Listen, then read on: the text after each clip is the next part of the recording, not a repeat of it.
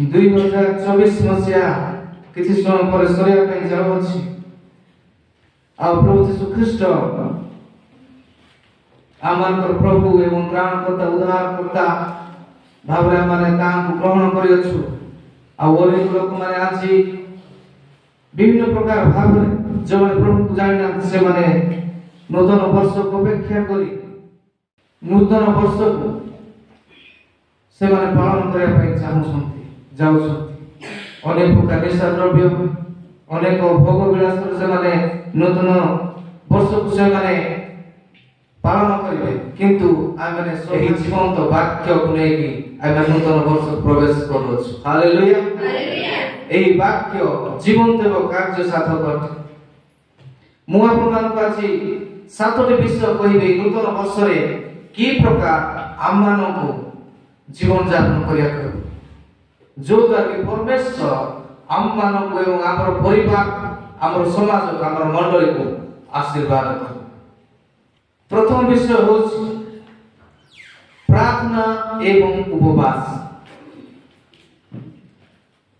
प्रथम विषय हो प्रार्थना एवं उपवास सहित आमे नूतन वर्ष का आरंभ जति बेले मैंने प्रार्थना एवं उपवास रे नूतन वर्ष का आरंभ करूछु तार अर्थ एहा होते जे हमर बुद्धि हमर ज्ञान हमर शक्ति बळ हम किछि करि पारो ना हमर शारीरिक इच्छा अनुसार हम किछि करि ए जगत रे पारिबा नाही किंतु एही शरीर को हमरे प्रभु को निकट समर्पण करि लेबा निज को संपूर्ण नम्र करिबा निज को संपूर्ण प्रभु को निकट समर्पण करि ताहार इच्छा आम जीवन रे लड़िबा ताहार जे उद्देश्य आम जीवन पय अछि ताहा में लड़िबा आ परमेश्वर आम मान को जीवन रे ताहार आशीर्वाद को से प्रकाश करिबे आम जीवन रे जो जो उद्देश्य और लक्ष्य अछि हमरे जानि ना अनेक विषय गुप्त है कि किंतु परमेश्वर को वाक्य आम मान को कहे जे तुम्हे आम निकट प्रार्थना करो तहिरे आम्भे तुमको उत्तर देबा हालेलुया आई माने अनेक विषय जानि ना अनेक विषय गुप्त विषय गुडा अछि किंतु परमेश्वर एही नूतन वर्ष रे आम से गुप्त विषय गुडी को प्रकाश करिया पय जाउछ सेथि पाई हमर जीवन को जतले प्रभु को निकट समर्पण करिबा प्रभु को हमर मन देबा हृदय देबा एवं प्रार्थना सहित उपवास सहित हमर शरीर इच्छा को हालेलुया हमें पालन न करी ईश्वर को हमर जीवन रे अनुमति देबा कार्य करिया पाई से हमर जीवन रे गोटे नूतन कार्य आरंभ करिबे जे में 33 रे देखा छे तुम्हे आम्भ निकट प्रार्थना करो तहिरे आम्भे तुमको उत्तर देबा पुणी तुमर अज्ञान महत व दुष्कर विषय मान तुमको देखाइबा एही जगत रे केही मध्य नाही जे कि हमर गुप्त विषय हमर भविष्य को उज्जवल करि पारिबो आ हमर उत्तम विषय को देखाइ पारिबो केवल एकमात्र परमेश्वर स्वर्ग और पृथ्वी रो सृष्टि करते उद्धार करता अधिकार परमेश्वर प्रभु यीशु ख्रीष्ट से ही आम मानव को आमर जीवन रो उद्देश्य को देखे हालेलुया सेति पाए जते माने प्रार्थना उपवास करी कि ए नूतन वर्ष को आरंभ करबा सही समय परमेश्वर को आत्मा आम शरीर रे आम आत्मा रे कार्य करे हालेलुया सेति पाए अपन मान को उत्साहित करते आगामी नूतन वर्ष को उपवास प्रार्थना एवं प्रभु को ठारे समर्पित होई निज को संपूर्ण भाव दे एही नूतन वर्ष को आरंभ करो इंग्लिश लिखा है call to me and I will answer you and I will tell you great and hidden things that you have not known आबे जो विषय को जाने तो मते फोन करो हालेलुया प्रभु को संति कॉल टू मी अर्थात आमे जंती कोन आम जीवन रे आवश्यकता अछि आमे बेले बेले से आवश्यकता को पूर्ण करिया पाए हमर बंधु मान को हमर बापा मां मान को हमर पिला मान को आमे फोन करी कोइ आ सही प्रकार परमेश्वर मध्य आमान को से होचंती स्वर्गस्थ पिता जगत रो पिता माता एही जगत रो लोक माने आमे तले फोन करिबा से माने कोइ तो रेस्पोंड करिवे ना किंतु आमान को स्वर्गस्थ पिता परमेश्वर से आमान को कॉल से रेस्पोंड करिवे कारण से सदा सदा आमर रब सुनिया पाए से तत्पर अटंती से आमको प्रेम करते। हालेलुया। सेथि पाई आमार शरीर इच्छा गुडी को आइ माने संपूर्ण भाबरे क्यों करिबा एवं परमेश्वर को आम जीवन स्थान देबा आ परमेश्वर जतबेला माने उपवास एवं प्रार्थना सहित किछि कार्य करू से समय आम तार अर्थ या जे आम माने किछि करि परिबा नाही परमेश्वर आम जीवन करिवे। सेथि पाई एबे ताहा मते भरोसा करी आम माने हमर जीवन को समर्पण करूछु आ से ताहा निश्चय करिवे। हालेलुया। द्वितीय विषय प्रत्येक दिन निजको ईश्वर को वाक्य द्वारा गठन करंतु। एही जगत रे धन संपत्ति ज्ञान बुद्धि डिग्री समस्त विषय लोप हो जिवो एवं से समस्त विषय स्वर्ग राज्य पय किछि मूल्य आसीबो नाही किंतु ईश्वर को वाक्य ही एकमात्र उत्स अटे आम जीवन पाए जहा कि आम जीवन को संपूर्ण भाव रे से सतेज रखि पारिबो संपूर्ण भाव रे जीवंत रखि पारिबो। हालेलुया। सेथि पाए प्रत्येक दिन अगर परमेश्वर को वाक्य को पढ़िया पाए केवल अवहेला न करू। परमेश्वर को वाक्य द्वारा निज को आइ माने संपूर्ण भाव रे परिष्कार कर संपूर्ण भाव रे आइ माने निज को आ परमेश्वर को वाक्य रे गढ़िया पाए माने चेष्टा करी नूतन वर्ष जीवस एक प्रभु 8 पदरे परमेश्वर जीवस को कहउछन्ती एही व्यवस्था पुस्तक तुम मुखरु विचलित न हो मात्र तुम्हें तो लेखा अनुसार मानिबाकू ओ करिबाकू दिवारात्र ताहा ध्यान कर ताहा कले तुम्हें अपना पथ सफल करिवो ओ तुम्हें कुशल प्राप्त हेबो। मोसा मरि जाइछन्ती इस्राएल लोक मानकू से दुग्ध मधु प्रभावित देश को किणा देश को लेवा पई केही नाही सेही समय परमेश्वर जीव स्वयं को डाकुछन्ती मोर दास मोसा मरि जाय अछन्ती आ तुमको मोर लोक मानकू से किणा देश को लेवा पड़िबो आ केमिति हेले तुमे से किणा देश को पहुंचिबो। परमेश्वर कहउछन्ती जेउ व्यवस्था मु मोर दास मोसा को देइथि सेही व्यवस्था मु तुम मानकू मध्य देउछि सेही व्यवस्था को तुम माने के मध्य हे ज्ञान करो नाही आउ एठा से कहउछन्ती एही व्यवस्था पुस्तक तुम मुखरु विचलित न हो तुम्हे कहिरो लेखा अनुसार मानिबाकू एवं करिबाकू दिवारात्र ध्यान ताहा कले तुम्हे सफल हेबो एवं निज पथरे कुशल प्राप्त हेबो। हालेलुया। आम जीवन में शारीरिक आत्मिक मानसिक आर्थिक प्रत्येक क्षेत्र रे जदी आबे सफलता देखिया पाई चाहू अछु ताहेले ईश्वर को वाक्य होउची आम जीवन उत्स प्रत्येक विषय रे सफलता देबा पाए। एही जगत रे कोनोसी पुस्तक नाही जे पुस्तक की मनुष्य जीवन को सफलता देई पारे किंतु जो मनुष्य एही ईश्वर को वाक्य को पढ़िबो ध्यान करिवो पालन करिवो निज जीवन रे विश्वास करिवो ग्रहण करिवो से एही वाक्य द्वारा बंचिला द्वारा से जीवन रे सफल प्राप्त कारण एही व्यवस्था पुस्तक एही वाक्य आम जीवन रे जीवन प्रवाहित करे। प्रभु श्रीकृष्ण मध्य कहले जहन 6:63 पद शरीर कोन से कार्य रे आसे ना किंतु मु जे समस्त वाक्य तू मान कहि अछि सेही सब आत्मा आ जीवन शरीर रो इच्छा रे जते भी हमें एही जगत रे कार्य करूना काहे कि ताहा कोन से कार्य आसलो नाही ताहा केवल बचितरा पर्यंत कार्य रे आसी पारे किंतु मृत्यु परे शारीरिक विषय रे आमे जते चिंता करू जते कार्य करू ताहा कोन से कार्य आसीबो नाही किंतु प्रभु कृष्ण जो वाक्य कहि अछंती जो वाक्य आमे पढोछु एही वाक्य जदी आमे प्रत्येक दिन पढोछु ध्यान करूछु पालन करूछु विश्वास करूछु ग्रहण करूछु तारे एही वाक्य हम जीवन रे जीवन उत्पन्न करी जाकी अनंत जीवन अटे। सेतबे प्रभु यीशु ख्रीष्ट आहुरी मध्य कहिले मु पुनरुत्थान एवं जीवन जे मोठे विश्वास करे से यद्यपि मरे तथापि से बंचिब मात्र जे बंचे से कदापि केबे मरिब ना। प्रभु यीशु ख्रीष्ट को जते जण हे जगत विश्वास करे अछंती से माने शारीरिक भाव रे हुए तो मरि पारंती किंतु आत्मिक भाव रे से माने अनंत काल पर्यंत स्वर्ग राज्य रे वास करिवे। किंतु जते प्रभु ख्रीष्ट द्वितीय आगमन करिवे सही समय जदि से माने प्रभु ख्रीष्ट को विश्वास करि के निज ऊपर थिबे से माने शारीरिक भाव रे थाउ थाउ से माने रूपांतरित हेबे एवं ईश्वर को सहित से माने मध्य आकाश रे एकत्रित हेबे।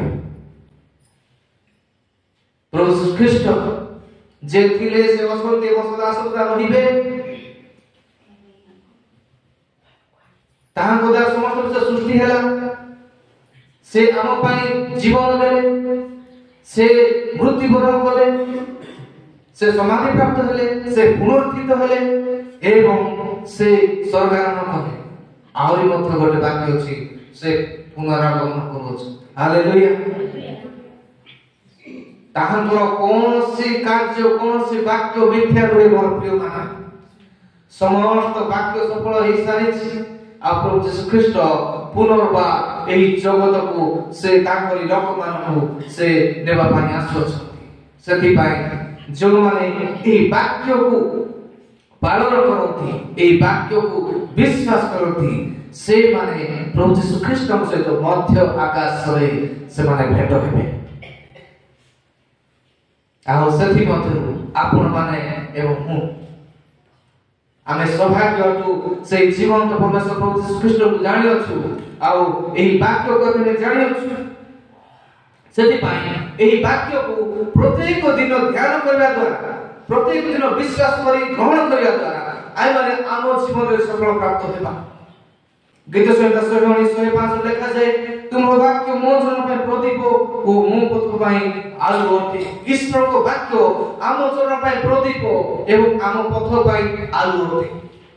एही जगत रे जते बड़ अंधकार सदृश विषय गुरु आम जीवन आसला काहे की जते प्रभु ख्रीष्ट कोइया वाक्य ईश्वर को वाक्य को आगे जते बेले ग्रहण करू विश्वास करू से विषय को जते बेले आमे घोषणा करू सही समय जते बड़ घर अंधकार सदृश भय हो कि समस्या हो ता आलोक रे हजि जीव कारण ईश्वर को वाक्य प्रदीप सदृश यह आमर जीवन को आलोक प्रदान करिवो। जो माने अंधकार आज अछंती सेमानक जीवन लक्ष्य उद्देश्य जो माने जानि रहंती से मानक मध्य एही जीवंत वाक्य आलोक प्रकाश करिवो। सेति पाई आमे ईश्वर को वाक्य प्रत्येक दिन हम जीवन रे अध्ययन पढ़िबा या मूर्ख को बुद्धिमान बनाए। यही वाक्य जो माने कि शत्रु माने सेमान को मध्य प्रेम करिया पई सिखाए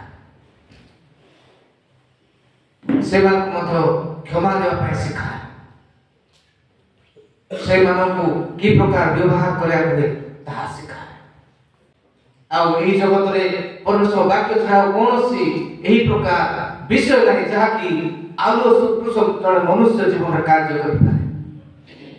सेतमै परमेश्वर वाक्य को सम्मान करिया परमेश्वर वाक्य को ध्यान करिया परमेश्वर वाक्य को आमे अध्ययन करिबा आ आम जीवन रो समस्त अंधकार को एही परमेश्वर को वाक्य दूर कर दे।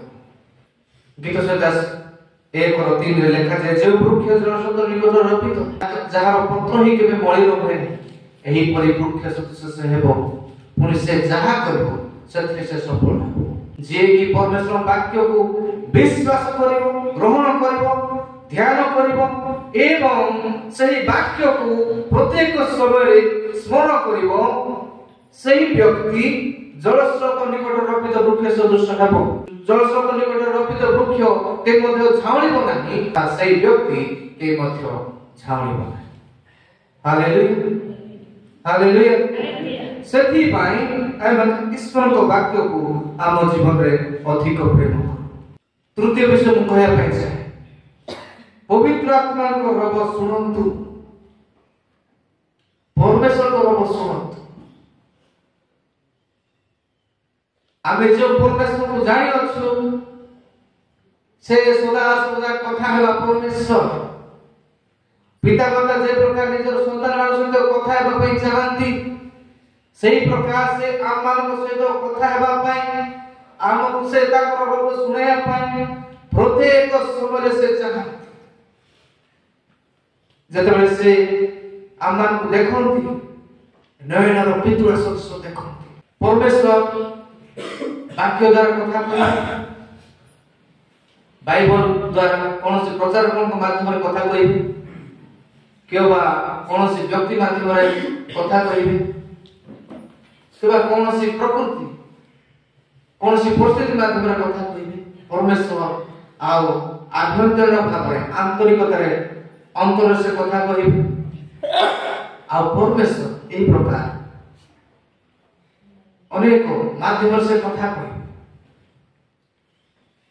आमे जदि ताहां सहित संपर्क रखु तेबे ही आमे ताहां रब को सुनि पारु संपर्क बहुत गुरुत्वपूर्ण ईश्वर को सहित संपर्क सेथि पाए परमेश्वर को वाक्य जो लिखो सुसमाचार लेखा छै प्रभु श्री ख्रीष्ट कहउछन्ति मोर बेस माने मोर स्वर सुनंती आ मु से मान जाने से माने मोर पछपछ चालंती आ मु से मान को अनंत जीवन दिए आउ से मानकु मो हस्तरु केही मध्य अलगा करि पारिबे ना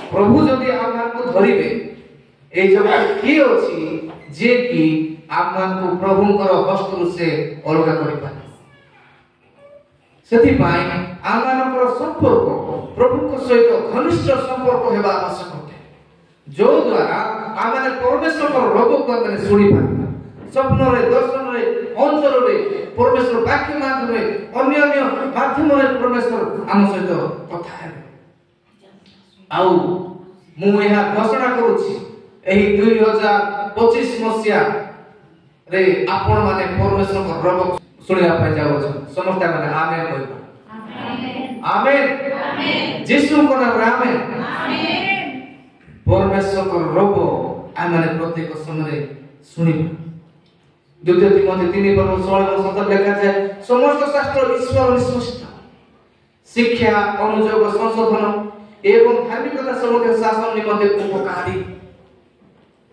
जे कोई ईश्वर को सिद्ध होई समस्त उत्तम कार्य करिवा निमंते सुसज्जित हो हालेलुया जने व्यक्ति समस्त कार्य रे सिद्ध होई कि सुसज्जित हेबा पाए हेले ईश्वर को वाक्य नितांत आवश्यक ए जगत कौन सी पुस्तक नहीं जहाँ की जड़े मनुष्य से सिद्ध करि पाए किंतु परमेश्वर वाक्य ही आमान को सिद्ध करि पाए सेथि पाए परमेश्वर को रब को आमान प्रत्येक समय सुनिबा समस्त शास्त्र ईश्वर निश्चित अर्थात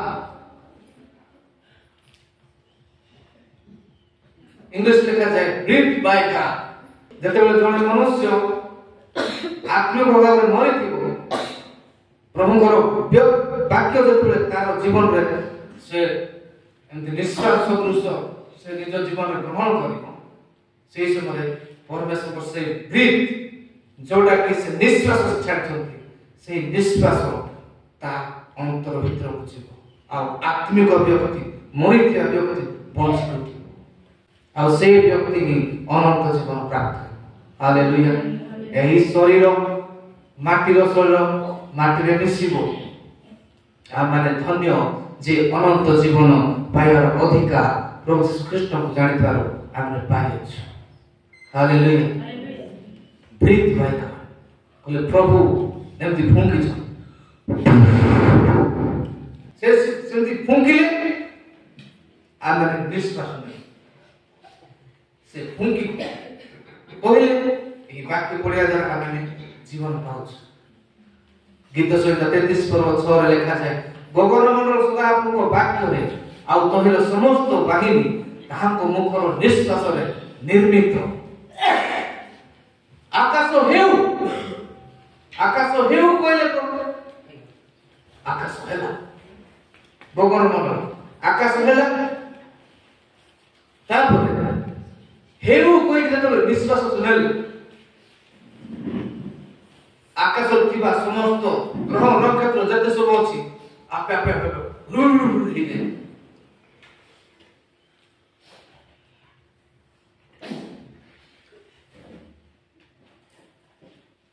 ଗଗନମଣ୍ଡଳ ସଦାପ୍ରଭୁଙ୍କ ବାକ୍ୟରେ ଆଉ ତହିଁର ସମସ୍ତ ବାହିନୀ ତାର ମୁଖର ନିଶ୍ୱାସରେ ନିର୍ମିତ। ଗୀତ ସଂହିତା 33:9 ଲେଖାଯାଏ, ସେ କହିବା ମାତ୍ରେ ସୃଷ୍ଟି ହେଲା, ସେ କହିବା ମାତ୍ରେ ସ୍ଥିତି ହେଲା। ସେ ଖାଲି କହିଲେ ସୃଷ୍ଟି ହେଲା, ଆଉ ସେ କହିଲେ ଯେମିତି ଯେମିତି ରହିବା କଥା ସେମିତି ରହିଲା। ଏପଟ ସେପଟ ହେବାର ନାହିଁ, ଏପଟ ସେପଟ ହେବାର ନାହିଁ। ଜଳ 3 ଭାଗ, ସ୍ଥଳ 1 ଭାଗ ହେଲେ ମଧ୍ୟ ସ୍ଥଳ ଭାଗକୁ ଜଳ ଭାଗ ବୁଡ଼ାଉଛି କି ନା? ସମୁଦ୍ର କହିଥିଲେ ତୁ ଯେମିତି ରହିବା ସେମିତି। ସେଥିପାଇଁ ଆମେ ଈଶ୍ୱରଙ୍କର ରବକୁ ଆମେ ଶୁଣିବା।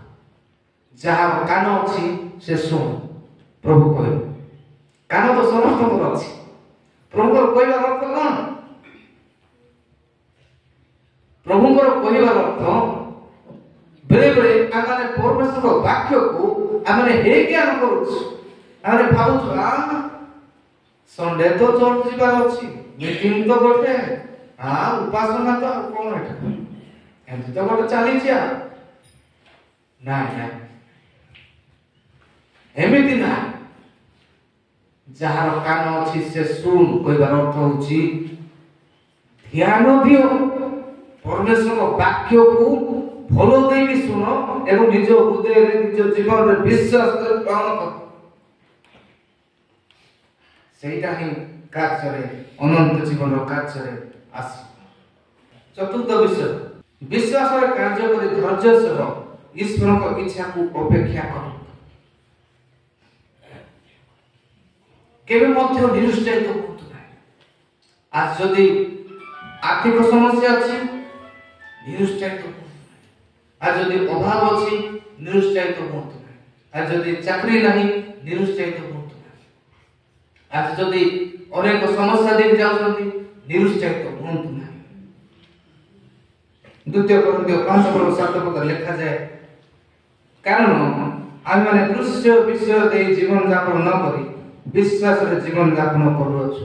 ଯେଉଁ ବିଷୟ ଗୁଡ଼ିକ ଆମେ ଦେଖୁଅଛୁ ସେହି ସମସ୍ତ ବିଷୟ ଲୋପ ହୋଇଯିବ, କିନ୍ତୁ ଆମେ ବିଶ୍ୱାସରେ ଜୀବନ ଯାପନ କରିବା ନିତାନ୍ତ ଆବଶ୍ୟକ। Hallelujah, hallelujah. ବିଶ୍ୱାସରେ କାର୍ଯ୍ୟ କରି ଧୈର୍ଯ୍ୟ ସହ ଈଶ୍ୱରଙ୍କ ଇଚ୍ଛାକୁ ଅପେକ୍ଷା କର। ଯେଉଁ ସମସ୍ତ ପରିସ୍ଥିତି ମଧ୍ୟ ଆସୁନା କାହିଁକି ବିଶ୍ୱାସରେ କେହି ମଧ୍ୟ କମ୍ପ୍ରମାଇଜ କରନ୍ତି। କାରଣ ଆମେମାନେ ଦୃଶ୍ୟ ବିଷୟ ଦେଇ ଜୀବନ ଯାପନ ନ କରି ବିଶ୍ୱାସରେ ଜୀବନ ଯାପନ କରୁଅଛୁ। ଆମେମାନେ ଖାଲି ବିଶ୍ୱାସ କରୁଛୁ ସ୍ୱର୍ଗ ଗୋଟେ ଅଛି, ପ୍ରଭୁ ଆଉ ଥରେ ଆସିବେ ଆଉ ଆମମାନଙ୍କୁ ସେ ତାଙ୍କ ରାଜ୍ୟକୁ ନେବେ। ଆମେମାନେ ବିଶ୍ୱାସରେ ଜୀବନ ଯାପନ କରୁଅଛୁ। ଆମେ ଯଦି ଦେଖିବା ଥୋମା ସେ ବିଶ୍ୱାସ କଲେ ନାହିଁ ପ୍ରଭୁ। ସେଥିପାଇଁ ପ୍ରଭୁ କହିଲେ ତୁଇ ମତେ ଦେଖିକି ବିଶ୍ୱାସ କର, କିନ୍ତୁ ଯେଉଁମାନେ ମତେ ନ ଦେଖିକି ବିଶ୍ୱାସ କରିଅଛନ୍ତି ସେମାନେ ଧନ୍ୟ। ହାଲେଲୁୟା। ତ ଆମେ ବିଶ୍ୱାସରେ ଆମେ ଜୀବନ ଯାପନ କରିବା ପାଇଁ ଆହ୍ୱାନ ପ୍ରାପ୍ତ ହୋଇଅଛୁ। ଆପଣଙ୍କର କାମ ବିଶ୍ୱାସରେ ଆପଣମାନେ କରନ୍ତୁ। ଯେତିକି ସମ୍ଭବ ସେତିକି ପ୍ରଭୁଙ୍କ ପାଇଁ କରନ୍ତୁ। ଯେତିକି ଆପଣଙ୍କ ପାଇଁ ଅସମ୍ଭବ ପ୍ରଭୁ ତାହା କରିବେ। ଆମେନ୍। ବିଶ୍ୱାସ କରନ୍ତୁ ଯୀଶୁଙ୍କ ଠାରେ ଯେତିକି ସମ୍ଭବ ତାଙ୍କ ପାଇଁ କରିବା ପାଇଁ ସେତିକି ଆପଣ ପାରୁ ପର୍ଯ୍ୟନ୍ତ କରନ୍ତୁ। ଆଉ ଯାହା ଆପଣଙ୍କ ପାଇଁ ଅସମ୍ଭବ ପରମେଶ୍ୱର ତାହା ଆପଣଙ୍କ ଜୀବନରେ ସମ୍ଭବ କରିବେ। ପଞ୍ଚମ ବିଷୟ, ଯାହା ବି କରୁଅଛନ୍ତି ସମସ୍ତ କାର୍ଯ୍ୟ ହୃଦୟ ସହିତ କରନ୍ତୁ। ଆମେ ଯାହା ବି କରୁ ଏହି ନୂତନ ବର୍ଷରେ ସମସ୍ତ କାର୍ଯ୍ୟ ହୃଦୟ ସହିତ ଆମେ କରିବା। ହୃଦୟ ସହିତ ଛୋଟ କାମ ହଉ ବଡ଼ କାମ ହଉ ଯାହା ବି ହଉ ହୃଦୟ ସହିତ ଆମେ କରିବା। ଆଉ ପରମେଶ୍ୱର ଆମମାନଙ୍କୁ ଆଶୀର୍ବାଦ କରିବେ। ଆମେ ଯଦି ଦେଖିବା ପ୍ରଭୁଙ୍କର ଦାସମାନଙ୍କର ଯୋସେଫଙ୍କ ଜୀବନରେ ସେ ପୋଟିଫରଙ୍କ ଘରେ ସେ ଦାସ ସଦୃଶ ରହୁଥିଲେ, ବିଶ୍ୱସ୍ତ ରହୁଥିଲେ। ଆଉ ତାହାକୁ ବିକ୍ରୟ କରାଯାଇଥିଲା, କୃତ ଦାସ ସଦୃଶ ସେ ଥିଲେ। ଆଉ ପୋଟିଫରଙ୍କ ସ୍ତ୍ରୀ ଯୋସେଫଙ୍କର ସୌନ୍ଦର୍ଯ୍ୟ ଯୁବ ଜୀବନକୁ ଦେଖିକି ସେ ତାହାଙ୍କ ଉପରେ ଆଉ ମାରି ପଡ଼ି ବ୍ୟବଚାର କରିବା ପାଇଁ ତାଙ୍କୁ ମନାଉଥିଲେ। କିନ୍ତୁ ଯୋସେଫ ସେହି ସମୟରେ କ'ଣ କଲେ? ସେ ନିଜ ପ୍ରଭୁ ଅର୍ଥାତ୍ ଯେଉଁ ଦାୟିତ୍ୱ ସେ ପାଇଥିଲେ সেই দায়িত্বକୁ ସେ ଭୁଲେ ନାହିଁ। ସେ ଯେଉଁ ଦାୟିତ୍ୱ ପାଇଥିଲେ ସେଥିପ୍ରତି ସେ ଧ୍ୟାନ ଦେଲେ, କିନ୍ତୁ ଖରାପ ବିଷୟ ପ୍ରତି ସେ ଧ୍ୟାନ ଦେଲେ ନାହିଁ। ଆଉ ସମସ୍ତ ବିଷୟରେ ତାର ପ୍ରଭୁ ତାକୁ ଦାୟିତ୍ୱ ଦେଇଥିଲେ। ଆଉ ଯୋସେଫଙ୍କୁ ଯେତେବେଳେ ମିଛରେ ପୋଟିଫରଙ୍କ ସ୍ତ୍ରୀ ଅଭିଯୋଗ ଆଣୁଅଛି, ଯେତେବେଳେ କି ଯୋସେଫ ତାଠାରୁ ସେ ଦୂରକୁ ଯାଉଛନ୍ତି ଆଉ ସେ ବ୍ୟଭିଚାର କରୁନାହାନ୍ତି, ସେହି ସମୟରେ ତାକୁ କାରାଗାରରେ ରଖାଯାଉଛି। ଆଉ ଯୋସେଫ ସେଠାରେ ପ୍ରୁଭ୍ କରୁନାହାନ୍ତି, ନାଇଁ ନାଇଁ ମୁଁ ଏମିତି କରିନାହିଁ, ଆପଣଙ୍କ ସ୍ତ୍ରୀ ଖାଲି ଏମିତି କହୁଛନ୍ତି, ଏମିତି କହୁନାହାନ୍ତି। ଯୋସେଫ ପରମେଶ୍ୱରଙ୍କୁ ଭୟ କରି କେବଳ ପରମେଶ୍ୱର ଯେଉଁ ଦାୟିତ୍ୱ ଦେଇଥିଲେ ସେତିକି କଲେ, ଜେଲକୁ ଗଲେ। କିନ୍ତୁ ପରମେଶ୍ୱର ଠିକ ସମୟରେ ତାଙ୍କୁ ଜଣେ ମିନିଷ୍ଟର ବନାଇଲେ ମିଶ୍ର ଦେଶରେ। ହାଲେଲୁୟା। ଯେଉଁମାନେ କି ଅଦୃଶ୍ୟ ଭାବରେ ଗୁପ୍ତ ଜୀବନରେ ପ୍ରଭୁଙ୍କ ଠାରେ ବିଶ୍ୱସ୍ତ ରୁହନ୍ତି, ପ୍ରଭୁ କେବେ ମଧ୍ୟ ସେମାନଙ୍କୁ ଛାଡ଼ନ୍ତି ନାହିଁ, ସେମାନଙ୍କୁ ଉଠାନ୍ତି। ଯେତେ ଗୁପ୍ତ ଜୀବନରେ ଆପଣମାନେ ପ୍ରଭୁଙ୍କୁ ଖୁସି କରିବେ, ଆନନ୍ଦ କରିବେ, ସେତେ ପ୍ରଭୁ ଆପଣଙ୍କୁ ଉଠେଇବେ। କେତେ ଲୋକ ଅଛନ୍ତି ନାଇଁ, ମାଲିକ ଯଦି ଆସୁଥିବ ବେଶୀ କାମ କଲା ଭଳିଆ ହଉଥିବ, ଯଦି ଗଲା ଗଲା ଠିକ ଅଛି, ଏବେ ସୁଯୋଗ ମିଳିଗଲା ମତେ, ଟିକେ ଆରାମସେ ଟିକେ ବସିବି। ଆପଣ ଭାବୁଛନ୍ତି କିଏ ଦେଖୁନାହାନ୍ତି, ମାଲିକ ଦେଖୁନାହାନ୍ତି, ଆଉ ଯେଉଁମାନେ କି ଗୁପ୍ତ ଜୀବନରେ ପ୍ରଭୁଙ୍କର ବିଶ୍ୱସ୍ତ ରହିବେ, ପ୍ରଭୁ ସେମାନଙ୍କୁ ଉଠେଇବେ। ସିଂହ ସହିତ ଯୁଦ୍ଧ କରୁଥିଲେ ଦାଉଦ, କାହିଁକି? ତାଙ୍କର ଯେଉଁ ଦାୟିତ୍ୱ ଥିଲା ମେଷ ଚରାଇବା, ମେଷ ଚରାଇବାର ଦାୟିତ୍ୱ ତାଙ୍କର ଥିଲା। ଛୋଟ ବାଳକ ଯାଉଥିଲେ ମେଷ ଚରାଉଥିଲେ, ତାଙ୍କର ଦାୟିତ୍ୱ କ'ଣ? ମେଷମାନଙ୍କୁ ରକ୍ଷା କରିବା, ସେମାନଙ୍କୁ ଭଲରେ ଖୁଆଇବା, ସେମାନଙ୍କର ଯତ୍ନ ନେବା। ଯେତେବେଳେ ସିଂହ ଆସୁଥିଲା, ଭାଲୁ ଆସୁଥିଲା, କିଏ ଯିବ ସିଂହ ସହିତ ଯୁଦ୍ଧ କରିବା ପାଇଁ? କିଏ ଯିବ ଭାଲୁ ସହିତ ଯୁଦ୍ଧ କରିବା ପାଇଁ? ସେ ଦାୟିତ୍ୱକୁ ବୁଝିଥିଲେ। এইটা মতে পরমেশ্বর দায়িত্ব ଦେଇଛନ୍ତି ଲୋକମାନଙ୍କୁ ଖୁସି କରିବା ପାଇଁ, ମୋର ପିତାମାତାଙ୍କୁ ଖୁସି କରିବା ପାଇଁ। ମୁଁ କାହାକୁ ଖୁସି କରିବା ପାଇଁ ଏଟାକୁ କରୁନାହିଁ, ମୁଁ ପରମେଶ୍ୱରଙ୍କୁ ଖୁସି କରିବା ପାଇଁ, ପରମେଶ୍ୱର ମୋତେ ବିଶ୍ୱସ୍ତ ରହିବା ପାଇଁ ମୁଁ ଏହା କରୁଛି। ଆଉ ସେ ଯାଇକି ସିଂହ ବାଘ ଯଦି ବି ଆଉ ମେଣ୍ଢାକୁ ଧରୁଥିଲା, ସେ ପାଟିକୁ ମେଲା କରି ସେଇ ମେଷକୁ ସେ ବଞ୍ଚାଉଥିଲା। ଦୃଢ଼ ନିଷ୍ପତ୍ତି, ଦୃଢ଼ ଦାୟିତ୍ୱ ସେ ନେଉଥିଲା। ପରମେଶ୍ୱର ଏମିତି ଗୋଟେ ସମୟ ଆସିଲା, ତାହାକୁ ଇସ୍ରାଏଲର ରାଜା କଲେ। ହାଲେଲୁୟା। ପରମେଶ୍ୱର ପ୍ରତ୍ୟେକଙ୍କୁ ଉଠାଇବା ପାଇଁ ଚାହାନ୍ତି, କିନ୍ତୁ ଯେଉଁମାନେ କି ପରମେଶ୍ୱରଙ୍କ ଠାରେ ବିଶ୍ୱସ୍ତ ରୁହନ୍ତି ନାହିଁ, ସେମାନେ କେହି ମଧ୍ୟ ଉନ୍ନତି ହେଇପାରିବେ। ଯେତେବେଳେ କେହି ବି ଦେଖୁନାହାନ୍ତି, ସେହି ସମୟରେ ବି ଯେତେବେଳେ ଆପଣ ଗୁପ୍ତ ଜୀବନରେ ବିଶ୍ୱସ୍ତ ହେବେ, ପରମେଶ୍ୱର ଆପଣଙ୍କୁ ଉଠାଇବେ। ପରମେଶ୍ୱରଙ୍କୁ ବ୍ୟକ୍ତିଗତ ଜୀବନ ଏବଂ ଗୁପ୍ତ ଜୀବନ ବହୁତ ପସନ୍ଦ ଲାଗେ। ବ୍ୟକ୍ତିଗତ ଜୀବନ ଆଉ ଗୁପ୍ତ ଜୀବନ ବହୁତ ପସନ୍ଦ ଲାଗେ। ସେଥିପାଇଁ ଆମର ବ୍ୟକ୍ତିଗତ ଜୀବନରେ, ଗୁପ୍ତ ଜୀବନରେ ଆମେ ପରମେଶ୍ୱରଙ୍କ ପାଇଁ କରୁଛି ବୋଲି ଭାବିକି ଆମେ ପ୍ରତ୍ୟେକ ବିଷୟ କରିବା। ଆଉ ପରମେଶ୍ୱର ଆମମାନଙ୍କୁ ଆଶୀର୍ବାଦ କରିବେ। କଲୋସ୍ୟ 3:23-25 ଲେଖାଯାଏ, ତୁମେମାନେ ଯାହା କିଛି କର ପ୍ରଭୁଙ୍କ ନିମନ୍ତେ କଲା ପରି ଅନ୍ତର ସହ ତାହା କର, ମନୁଷ୍ୟ ନିମନ୍ତେ କଲା ପରି କର ନାହିଁ, ପ୍ରଭୁଙ୍କ ଠାରୁ ଉତ୍ତରାଧିକାରୀ ରୂପ ପୁରସ୍କାର ଯେ ପାଇବ ଏହା ତ ତୁମେମାନେ ଜାଣ। ତୁମେମାନେ ପ୍ରଭୁ କୃଷ୍ଣଙ୍କର ସେବା କର, କାରଣ ଯେ ଅନ୍ୟାୟ କରି ସେ ଆପଣା ଅନ୍ୟାୟର ପ୍ରତିଫଳ ପାଇବ, ସେ ବିଷୟରେ କୌଣସି ମୁଖାପେକ୍ଷା ନାହିଁ।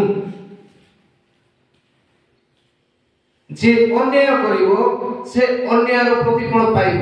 ପରମେଶ୍ୱର କାହାର ମଧ୍ୟ ମୁଖାପେକ୍ଷା କରନ୍ତି ନାହିଁ। ଯାହା ବି କରୁଛ ପ୍ରଭୁଙ୍କ ପାଇଁ ମୁଁ କରୁଛି ବୋଲି କର। ମେଡିକାଲ କାର୍ଯ୍ୟ କରୁଛ ପ୍ରଭୁଙ୍କ ପାଇଁ କରୁଛି ବୋଲି କର। ସ୍କୁଲରେ ଟିଚର ଅଛ ପ୍ରଭୁଙ୍କ ପାଇଁ କରୁଛି ବୋଲି କର।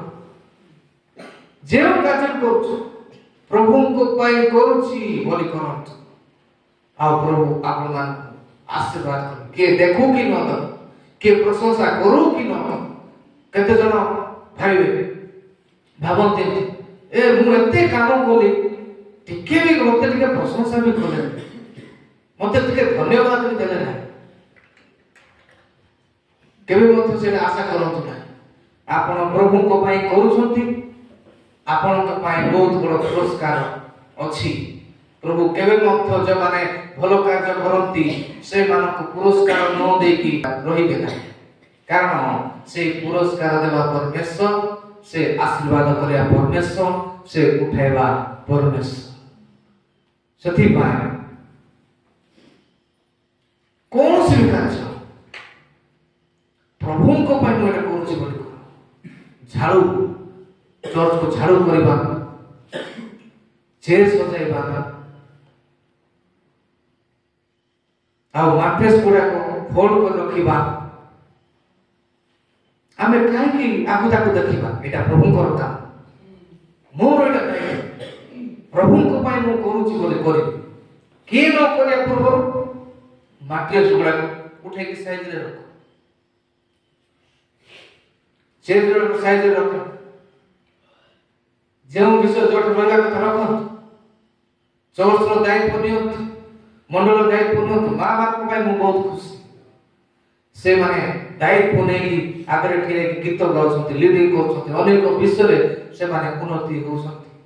ଆଉ ବାପା ମାରେ ମଧ୍ୟ ସେଇ ପ୍ରକାର ଧ୍ୟାନ ଦଣ୍ଡ କରିକି ଅନେକ ବିଷୟରେ ସେମାନେ ଦାୟିତ୍ୱ ନେଇକି ମଣ୍ଡଳୀକୁ ଜଣାଉଛନ୍ତି। ଆଉ ଏଇଠୁ ପୁରସ୍କାର କେବେ ମଧ୍ୟ ଆପଣମାନେ ଘୋରେଇବେ ନାହିଁ।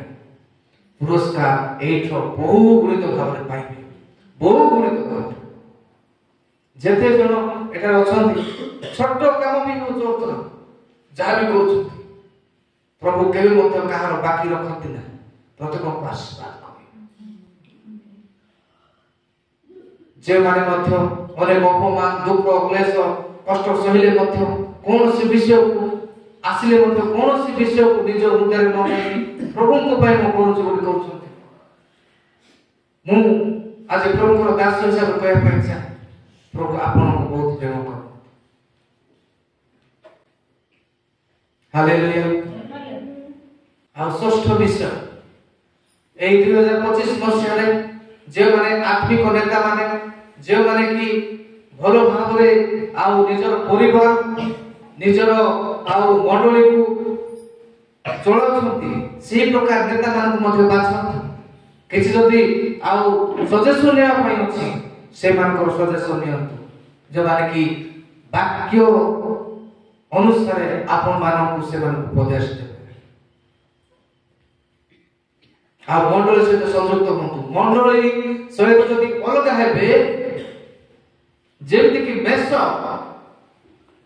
ମେଷ ମାନଙ୍କ ଗଠରୁ ଅଲଗା ହେଲେ ସେ ବିଦୀର୍ଣ୍ଣ ହେଇଯାଏ ସିଂହ ଆଉ ଅନେକ ଜୀବଜନ୍ତୁ ଦ୍ୱାରା, ସେହି ପ୍ରକାର ଯେଉଁ ବ୍ୟକ୍ତି ମଣ୍ଡଳୀକୁ ଛାଡ଼ିକି ଅଲଗା ହୁଏ ସେ ନଷ୍ଟ ହେଇଯିବ।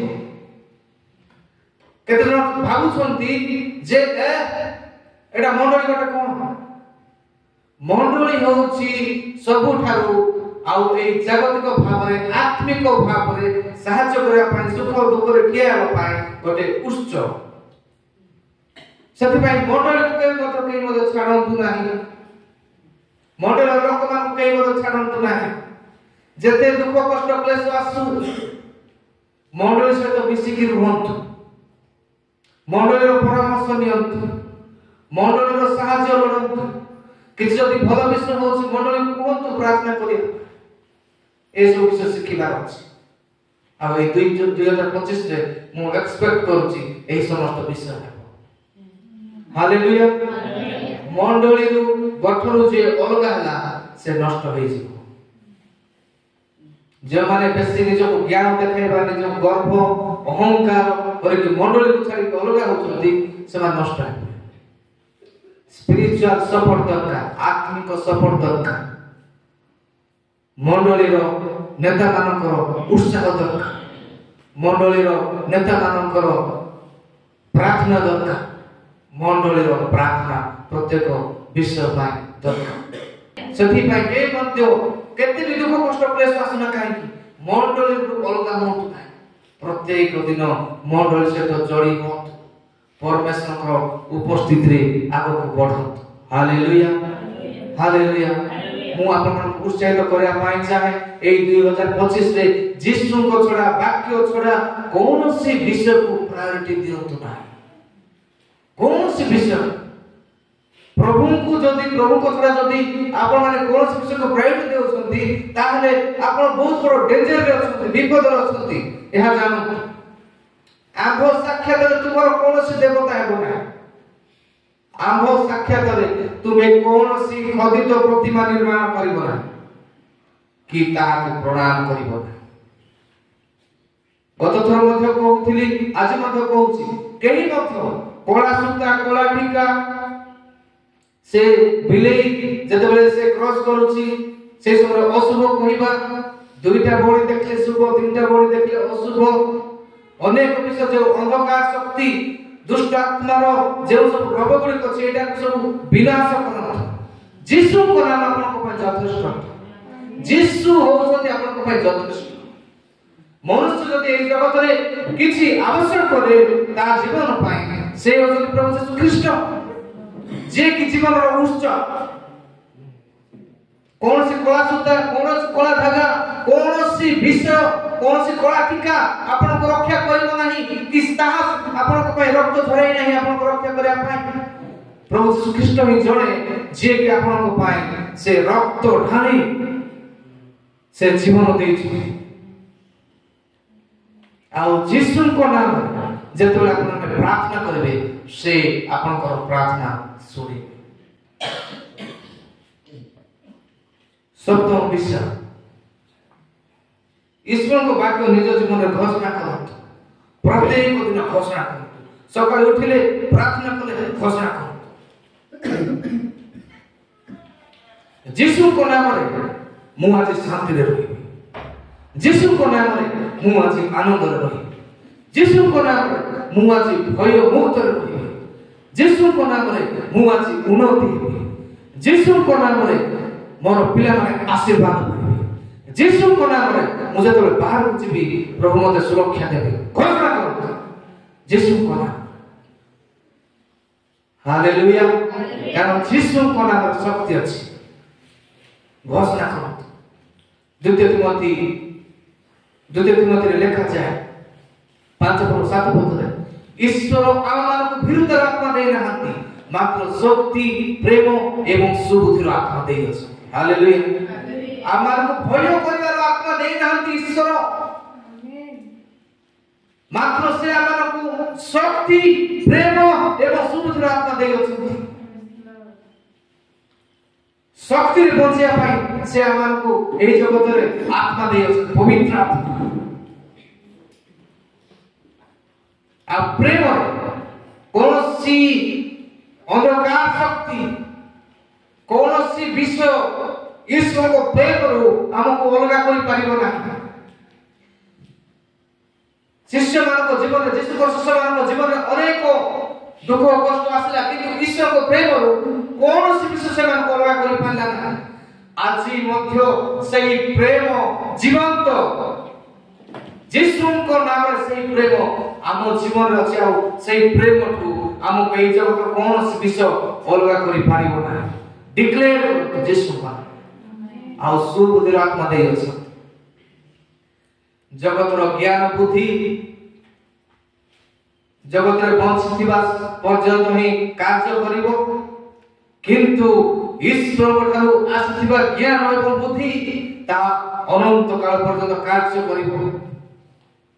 फिर आत्मा देना मात्र शक्ति प्रेम एवं सुविधर आत्मा देछते बुद्धि देछते हमको बुद्धि एटा से बुद्धि एटा से ज्ञान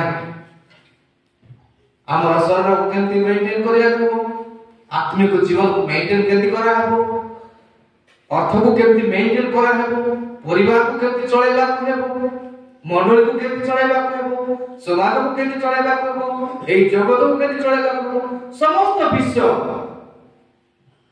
एथा अछि समस्त का ताल मारी प्रभु को प्रशंसा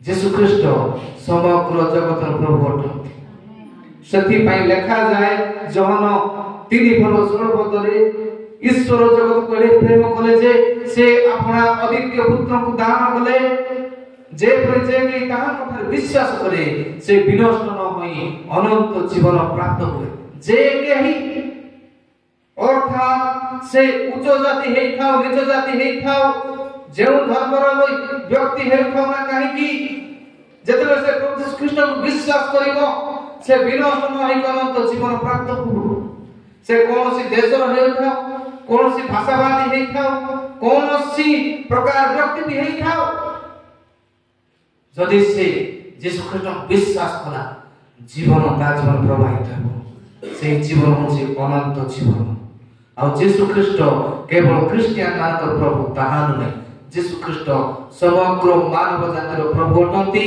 आ जे कि ताको पर विश्वास करिवो से विनष्ट न होई अनंत जीवन प्राप्त हेबो आ यीशु ख्रीष्ट ख्रीष्ट धर्म स्थापन करिया प्रयास नथिले जगत जन्म ग्रहण कर नथिले प्रभु यीशु ख्रीष्ट मनुष्य जाति को अनंत मृत्यु रक्षा करिया पाए एही जगतर जन्म ग्रहण करे आमेन सेति पाई ईश्वर को वाक्य लिखा जाए जे केही ताको पर विश्वास कर जे केही